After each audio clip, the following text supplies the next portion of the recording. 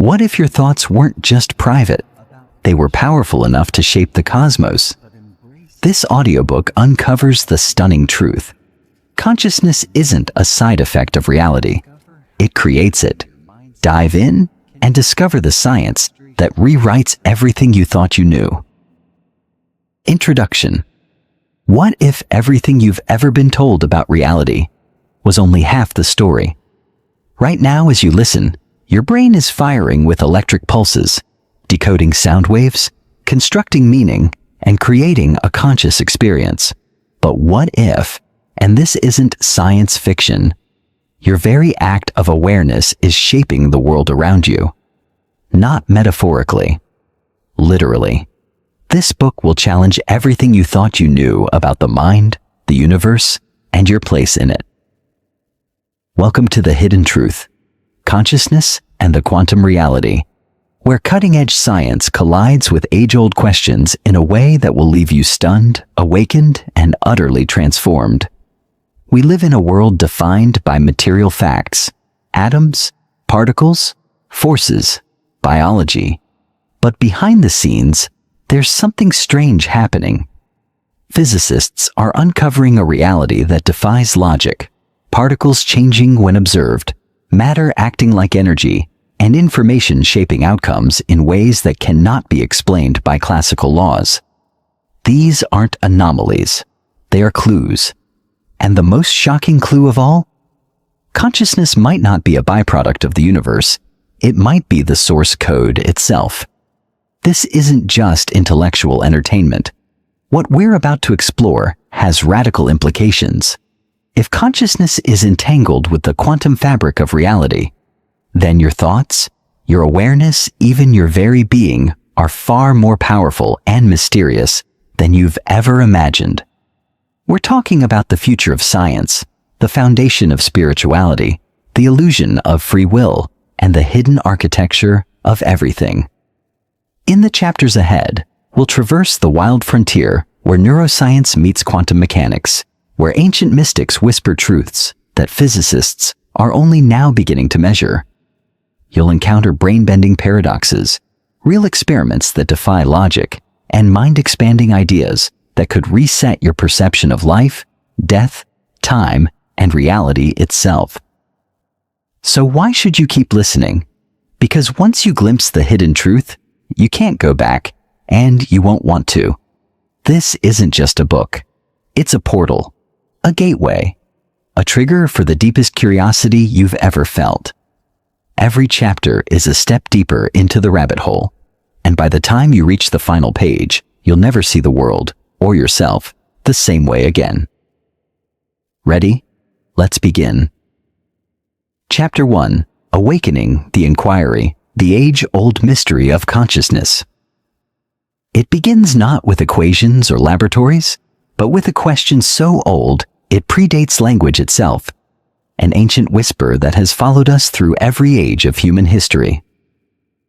What is it that knows? What is it that gazes out from behind your eyes, that listens through your ears, that feels the warmth of sunlight on skin and calls it beautiful? Consciousness, this intimate, continuous presence that lives at the center of our experience, has been with us all along, yet we understand it less than anything else. It is the most obvious and the most mysterious thing we know. And yet, for all our scientific advances and philosophical traditions, no one has ever found a switch in the brain labeled consciousness. We have mapped synapses and observed neural firings, measured brainwaves and cataloged behaviors. But the raw immediacy of being, the undeniable nowness of awareness, remains unexplained, untouched by scalpels and sensors. Across the sweep of time, every civilization has stared into this mystery and offered interpretations. The ancient Egyptians believed consciousness was a form of divine essence breathed into humans by the gods. The Greeks saw the soul, psyche, as the animating principle of life, while in the East, Indian sages spoke of Atman, the eternal witness, a sliver of universal consciousness residing in each individual. In Buddhist thought, Consciousness is both a function of perception and a fundamental feature of existence, flowing moment to moment, giving rise to the illusion of self. Throughout history, artists and mystics have touched its edges in poetry and silence, while philosophers have wrestled to define its nature and its source. But even today, with all the sophistication of modern neuroscience, we find ourselves no closer to answering the essential question: what is consciousness? It's important to understand just how peculiar this question really is. Most things we study are outside of ourselves. We study stars, stones, and cells, objects that we can measure, manipulate, and place under a microscope.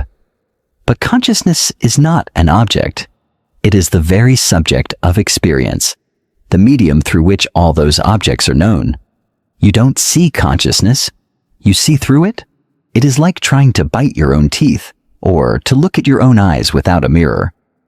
As such, the challenge is not only scientific, but philosophical and existential. And herein lies the great paradox. Everything we know about the universe, we know through consciousness, yet we do not know what consciousness is. The philosopher David Chalmers called this the hard problem of consciousness. Why should physical processes in the brain give rise to subjective experience at all? Why doesn't a computer chip feel sadness? Why is there something it's like to be you? These questions are not just abstractions. They strike at the very root of identity and existence. You may not think about consciousness every day, but it is the silent foundation of everything you've ever loved, feared, or hoped for. Every choice, every sensation, every belief you hold dear unfolds within the light of awareness. And if we cannot understand the source of that light, how can we claim to understand ourselves? What quantum physics brings to the table. Just as philosophers began to accept the boundaries of their understanding, science offered a surprising twist in the tale, one that came not from the humanities, but from the smallest domains of physical reality. In the early 20th century, quantum physics emerged not as a continuation of classical physics, but as a radical departure. At the subatomic level, the world behaved in ways that defied logic, expectation, and even common sense. Particles could exist in multiple places at once. They could tunnel through walls. They didn't have a definite position or speed until measured.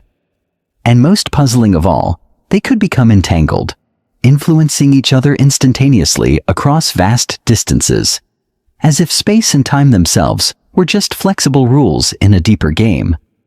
But the most controversial and intriguing aspect of quantum theory was this: the act of measurement appeared to collapse a quantum system's probabilistic wave function into a single, observable outcome. In simple terms, the observer seemed to play a crucial role in determining what was real. This was most famously illustrated by the double-slit experiment.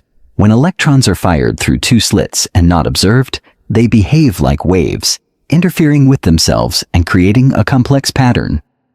But when the same electrons are observed, when someone simply watches, the pattern collapses and they behave like discrete particles.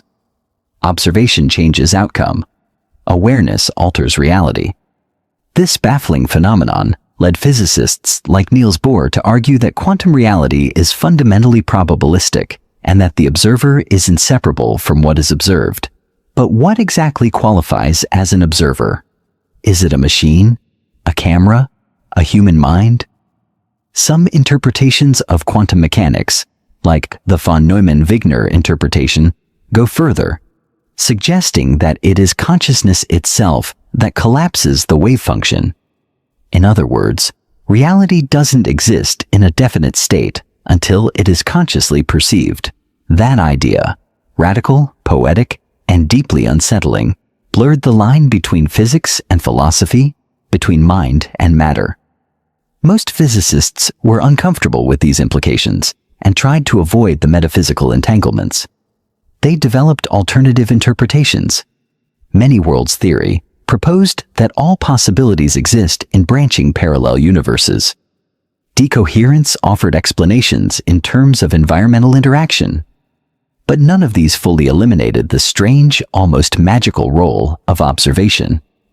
As renowned physicist John Wheeler put it, we may live in a participatory universe, one in which reality is not merely out there, but is co-created through interaction with consciousness.